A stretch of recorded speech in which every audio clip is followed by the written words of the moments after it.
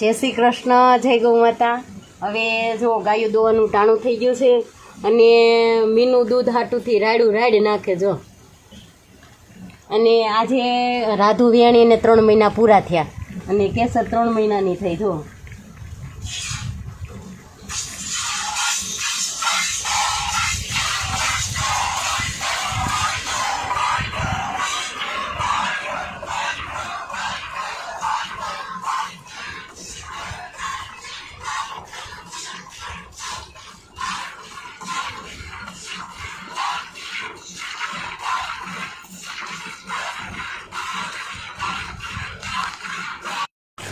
નથી કહેતા કે ગાય ગામડું ને ખેતી આ બધું ધીરે ધીરે હાલ્યું આવે છે. તો જરૂર આપણે આને અપનાવશું ને તો આપણે સારું જીવન જીવશું અને સારું ખાઈ ને સારું ખવડાવી. અમે તો સારું ખાઈએ છીએ ને આડો પાડોમાં અમારું દૂધ બધે જાય છે. છોકરાઓ માટે તો ખાસ